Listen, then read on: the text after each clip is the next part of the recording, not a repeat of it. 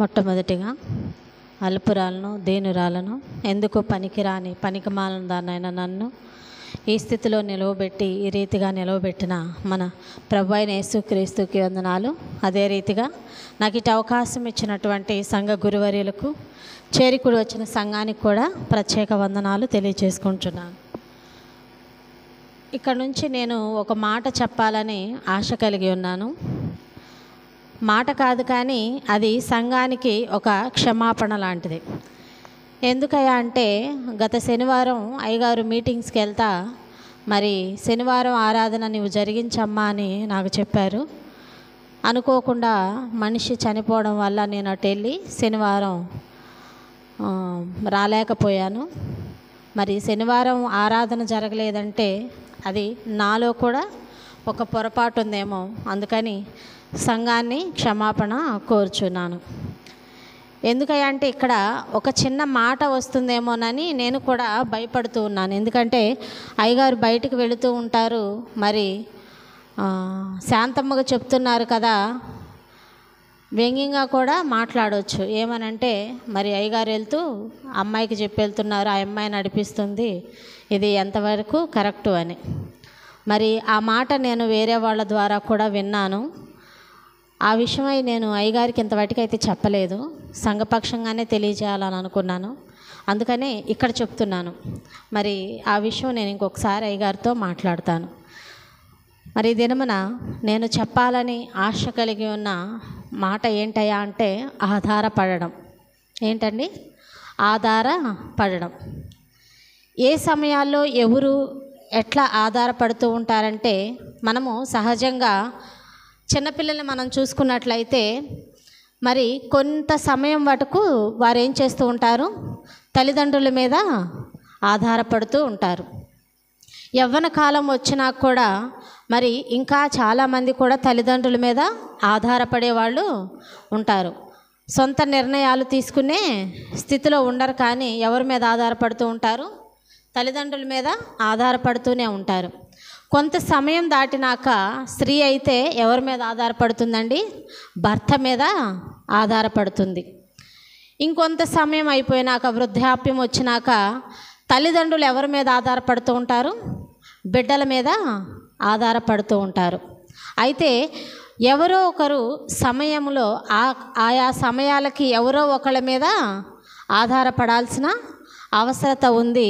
అలాంటి పరిస్థితులు ఇప్పుడు మనం చూస్తూ ఉన్నాం కదండి. వృద్ధాప్యం రాగానే తల్లిదండ్రులు కూడా ఏం చేస్తున్నారు? బిడ్డల మీద ఆధారపడుతూ ఉన్నారు. మరి నేను ఈ లోక సంబంధమైన ఆధారపడటం గురించి నేను మాట్లాడటం లేదు, కానీ మరి బైబిల్ ప్రకారము మనము చూద్దాము. మూలవాక్యంగా సంకీర్తన 3వ అధ్యాయం 5వ వచనం ఒకసారి చదువుకుందాం. 5వ చరణం. యెహోవా నాకు ఆధారము, కావున నేను పండుకొని నిద్రపోయి మేలుకొందును. మరి వాక్య పరిచర్యలోనికి వెళ్ళబోయే ముందు మీలో ప్రేరేపణ కలిగిన వారు వాక్యం నిమిత్తం ప్రార్థించవలసిందిగా ప్రభు పేరిట మీకు తెలియచేస్తూ ఉన్నాను.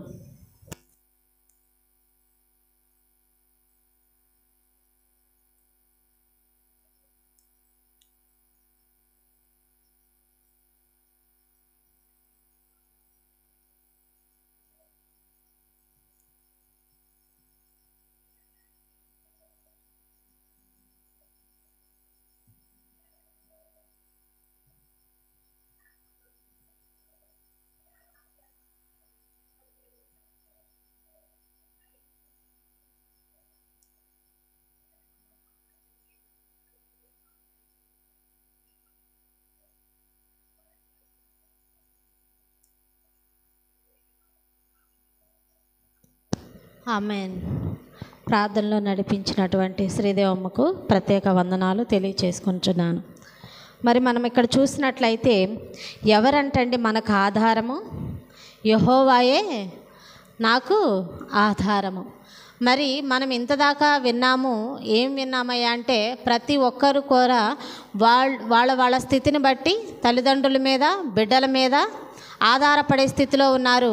అయితే ఇక్కడ దావీదు భక్తుడు మాట్లాడుతూ ఉన్నాడు కదా, యెహోవాయే నాకు ఆధారము. ఈ మాట ఎవరు చెప్పగలరయ్యా అంటే మరి చిన్నవారు మొదలుకొని వృద్ధాప్యం దాకా ఉన్నవారు కూడా ఈ మాట చెప్పగలుగుతారు. మరి ప్రభు అయిన యేసుక్రీస్తు వారు ఒక్కరే సమస్త జనాన్ని ఆదుకునే గొప్ప దేవుడై ఉన్నాడు కనుక మన అందరం ఎలా ఉండాలంటండి, మరి ఆయన ఆదుకునే స్థితిలో ఉన్నాడు కనుక మనము యెహోవా మీద ఆధారపడే వాళ్ళముగా ఉండాలి. మనుషుల మీద ఆధారపడితే ఎంతవరకు ఆధారపడతామండి? మన సమయం ఉన్నంత వరకు, లేదా మనకు అక్కర ఉన్నంత వరకు మాత్రమే, లేదా మనతో అవసరం ఉన్నంత వరకు మాత్రమే వారు ఆధారపడుతూ ఉంటారు. కానీ ప్రభు అయిన యేసుక్రీస్తు వారు ఎలా ఉన్నాడంటండి, నీకు ప్రతి పరిస్థితిలోనూ ప్రతి స్థితిలో కూడా దేవుడు నీకు ఏం చేస్తున్నాడు, నిన్ను ఆదుకునేవాడు కనుక నీవు ఆయన మీద ఆధారపడి ఉండాలని లేఖనం సెలవిస్తుంది. అదే రీతిగా చూడండి, నేను ఈ మాటల్లో ఒక 6 అంశాలను మీ ముందు పెట్టాలని ఆశ కలిగి ఉన్నాను. కీర్తనలు 68వ సంకీర్తన 19వ చరణం చూద్దాం. 68వ సంకీర్తన 19వ చరణం. ప్రభువు స్తుతినొందునుగాక, అనుదినము ఆయన మా భారము భరించుచున్నాడు,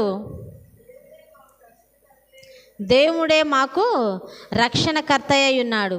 చూడండి, మరి ప్రభువు స్తుతినొందునుగాక. కొంత సమయం వరకు అని ఉందా అండి ఇక్కడ?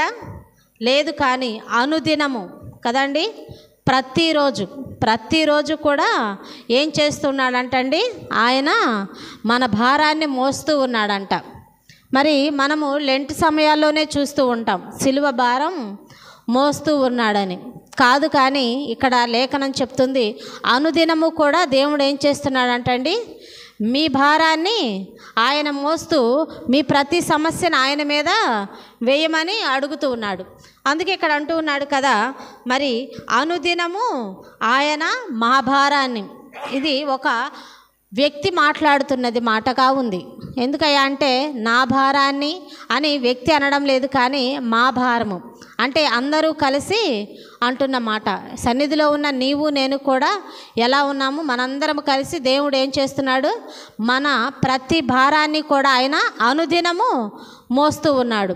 మరి లేఖనంలో ఉంది కదా, ఏనాటి కీడు ఆనాటికి చాలునని. మరి ప్రభువు ఏనాటి మేలు నీకు ఆనాడు చాలయ్యా అని అంటలేదు. ప్రతి దినము కూడా అనుదినము నిన్ను ఏం చేస్తున్నాడు, నీ ప్రతి భారాన్ని ఆయన మోసేవాడిగా ఉన్నాడు కనుక నీవు దేవుని మీద ఆధారపడే బిడ్డగా ఉండాలని ఆయన ఆశిస్తూ ఉన్నాడు.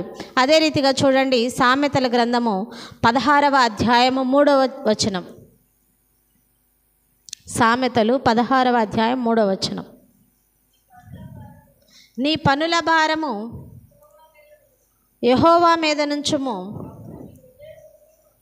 అప్పుడు నీ ఉద్దేశములు సఫలమగును. చూడండి, ఇక్కడ ఏంటి అంటండి, నీ భారాన్ని ఆయన మీద మోస్తే ఆయన భరించేవాడుగా ఉన్నాడు. ఏం చేస్తాడంటండి, మరి ఇంకొకసారి చదువుకుందాం. 16వ అధ్యాయము 3వ వచనం. నీ పనుల భారము యెహోవా మీద నుంచుము, అప్పుడు నీ ఉద్దేశములను సఫలమగును. చూడండి, ఇక్కడ మనము ఉద్దేశాలంటే ఏమనుకుంటూ ఉంటామండి, ఆలోచనలు కదండి. నీ ఆలోచన యావత్తు సఫలపరిచే గొప్ప దేవుడు ఎవరై ఉన్నాడండి, ప్రభు అయిన యేసుక్రీస్తు వారై ఉన్నారు. అందుకే ఇక్కడ అంటున్నాడు కదా, ఇందాక మనం చూస్తే అనుదినము ఆయన మన భారాన్ని మోస్తూ ఉన్నాడంట. ఇక్కడ అంటూ ఉన్నాడు కదా, మరి నీ పనుల భారాన్ని కూడా ఎవరి మీద ఉంచాలంటండి, యెహోవా మీద ఉంచినట్లయితే ఆయన ఏం చేస్తూ ఉంటాడు, నీ ప్రతి ఉద్దేశాన్ని కూడా ఆయన సఫలపరుస్తూ ఉంటాడు. అది కూడా మనం అనుకుంటూ ఉంటాం ఆయన చూసుకుంటాడులే అని. కాదు, కానీ అనుదినము కూడా నువ్వేం చేస్తూ ఉండాలి, ప్రార్థన విజ్ఞాపనలు యాచనలు చేస్తూ ఉంటే దేవుడు ఏం చేస్తాడంటండి, నీ ఉద్దేశాలని సఫలపరుస్తూ ఉంటాడు. అడుగుడి మీకు ఇవ్వబడును అంటున్నాడు కదా. మరి అదే రీతిగా మనము ఏం చేయాలి, మన ప్రార్థనలో అనుదిన ప్రార్థనలో మనం ఏం చేయాలి, మన ఉద్దేశాలని ఆయనకి మనం తెలియచేసినట్లయితే ఆయన ఏం చేస్తాడంటండి, వాటిని సఫలపరిచే దేవుడుగా ఉన్నాడు కనుక మనుష్యుల మీద మనం ఆధారపడక ఎవరి మీద ఆధారపడాలి? దేవుని మీద ఆధారపడాలి. మరి మన ఆలోచనని ఎవరికైనా ఒక వ్యక్తికి చెప్తే దాన్ని వక్రీకరించే సమాజంలో మనము ఉన్నాము కదండి. ఒక ఆలోచన మనం చేసి ఆ ఆలోచనని ఎదుటి వారితో పంచుకున్నప్పుడు దాన్ని వక్రీకరిస్తారు. అదే ఆలోచనని దేవుడితో కనుక మనము పంచుకున్నట్లయితే, అది ఆయన చిత్తంలో కనుక ఉన్నట్లయితే ఆ ఉద్దేశాన్ని ఏం చేస్తాడంటండి? సఫలపరిచే దేవుడుగా ఉన్నాడని ఇక్కడ లేఖన గ్రంథం సెలవిస్తుంది. అదే రీతిగా చూడండి, కీర్తనలు 57వ సంకీర్తన 2వ చరణం. 57వ సంకీర్తన 2వ చరణం. మహోన్నతుడైన దేవునికి నా కార్యము సఫలము చేయు దేవునికి నేను మొర్రపెట్టుచున్నాను. ఇక్కడ భక్తుడు అంటున్నాడు కదా, ఇందాక మనం చూసినట్లయితే పనుల భారాన్ని ఏమంటున్నాడు?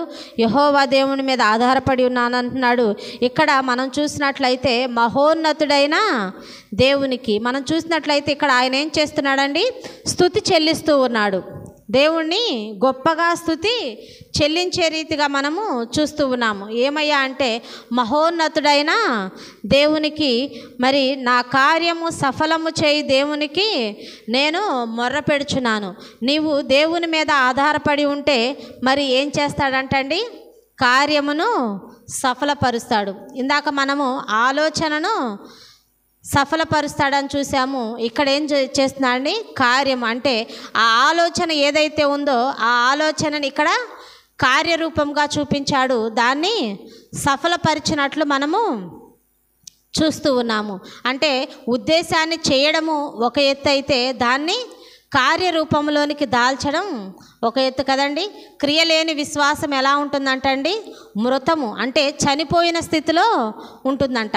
మరి మనము ఉద్దేశాన్ని అయితే మనం అనుకుంటూ ఉంటాం, అనుదినము నేను నిద్ర లేవగానే మర్చిపోకుండా ప్రార్థన చేయాలి, బైబిల్ చదవాలి అని ఒక తలంపు, ఒక ఆలోచన కలిగి ఉంటాం. కానీ మరి నిద్ర లేచి మన పని పాటల్లో పడిపోయి బైబిల్ చదవలేము, ప్రార్థన కూడా చేయలేని స్థితిలో ఉంటాం. ఎందుకంటే ఇప్పుడు ఉన్న పరిస్థితిలో పిల్లలకి కాలేజీలకు వెళ్ళాలన్నా హర్రీ బర్రీగా ఉన్న సమయం కనుక మనం ఏం చేస్తూ ఉంటాం? మన పని పాటల్లో ముందుకు వెళ్తాం.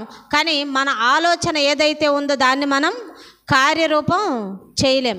కానీ నీవు దేవుని మీద గనక ఆధారపడి ఉంటే దేవుడు అంటూ ఉన్నాడు కదా, నీ ఆలోచనలను కార్యరూపముగా సఫలపరుస్తాను అని. అయితే నీవు ఎప్పుడు ఏ స్థితిలో ఉన్నప్పుడు అండి? దేవుడి మీద నీవు ఆధారపడి ఉన్నప్పుడు. అదే రీతిగా చూడండి, 1 పేతురు రాసిన పత్రిక 5వ అధ్యాయము 7వ వచనం.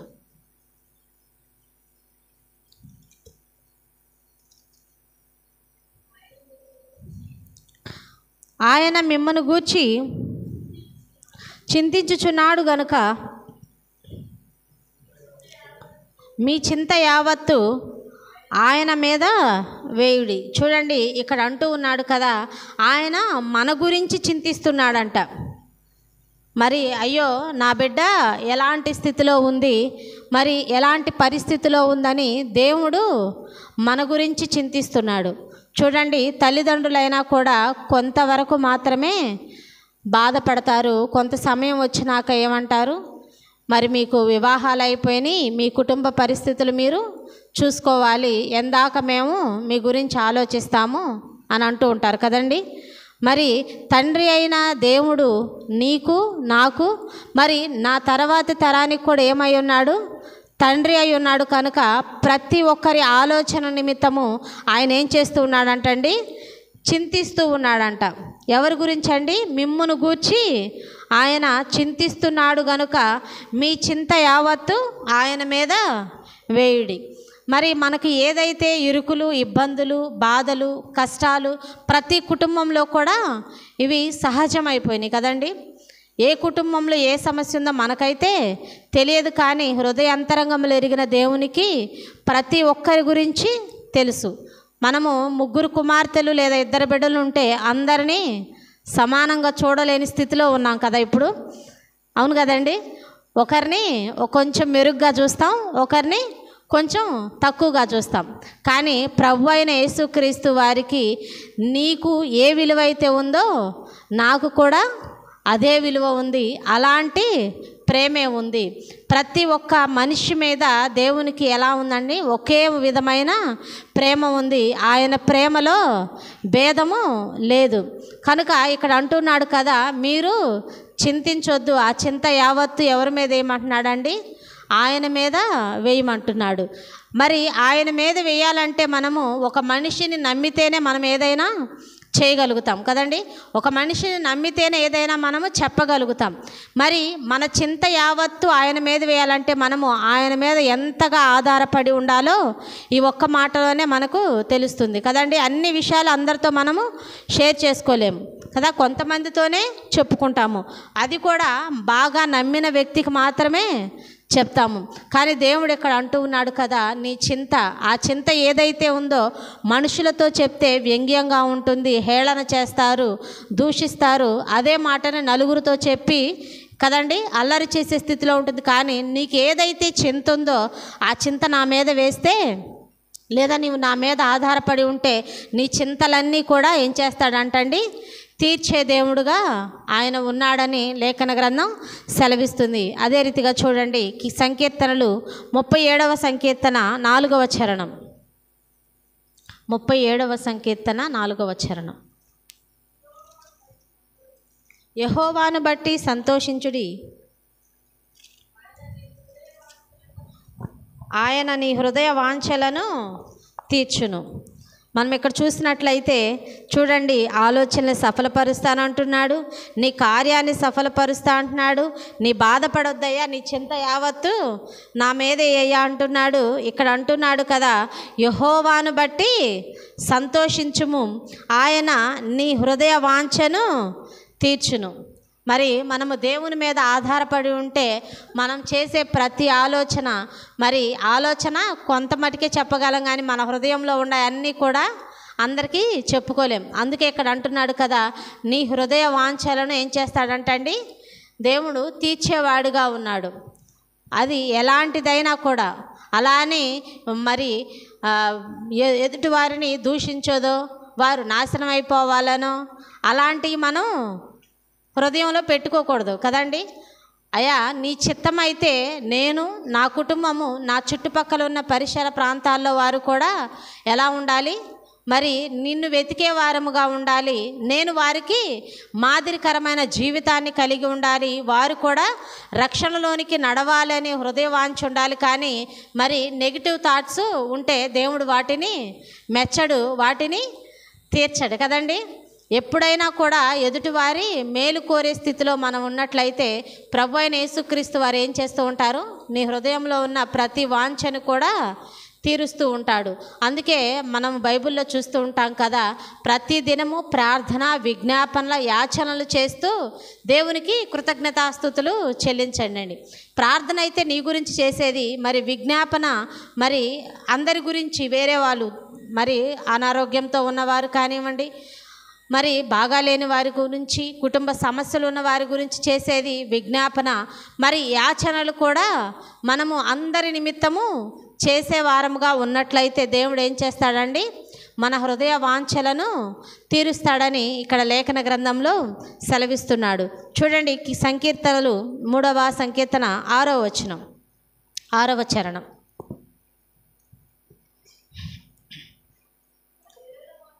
పదివేల మంది దండెత్తి నా మీదికి వచ్చి మోహరించినను నేను భయపడను. చూడండి, మనము దేవుని మీద ఆధారపడి ఉంటే, ఇప్పుడు ఇక్కడ మనం చూసాము 10,000 మంది దండెత్తి నా మీదకి వచ్చి మోహరించినను నేను భయపడను. మనం ఇక్కడ చూస్తే 10,000 మంది దండెచ్చి వచ్చేంత స్థితిలో మనం లేము. కానీ ఈ 10,000 మంది దేనికి సాదృశ్యముగా ఉన్నారంటే, నీకున్నటువంటి సమస్యలు, శ్రమలు, కుటుంబంలో ఇరుకులు, ఇబ్బందులకు సాదృశ్యముగా ఉంది.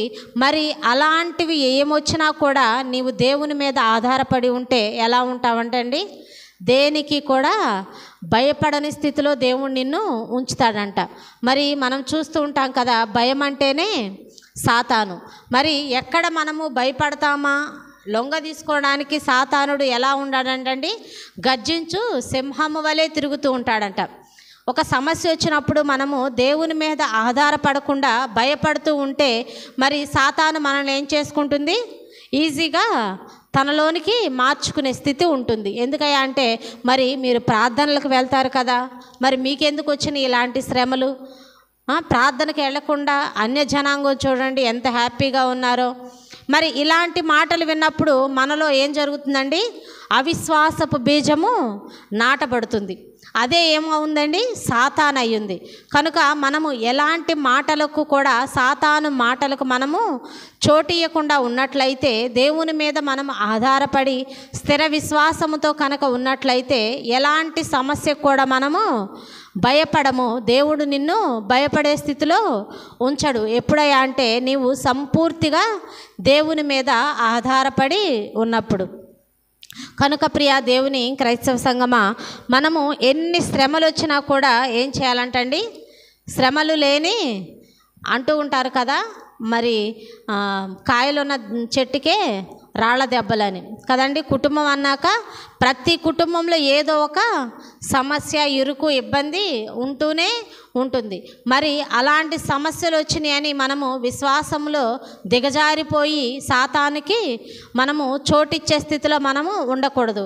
అనుదినము దేవుని పాదాల చెంత పట్టుకొని, మరి ఆయన పాదాలు పట్టుకొని మనము కనుక సంపూర్తిగా ఆయన మీద ఆధారపడి ఉన్నట్లయితే ప్రభు అయిన యేసుక్రీస్తు వారు మనకేం చేస్తూ ఉంటాడంటండి?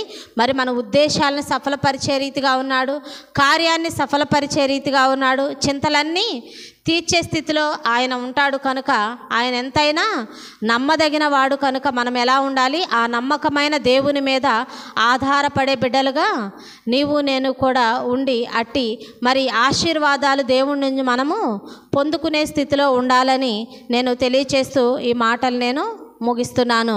మరి నాకు ఇటు అవకాశం ఇచ్చినటువంటి అయ్యగారికి కూడా ప్రత్యేక వందనాలు తెలియచేసుకుంటున్నాను.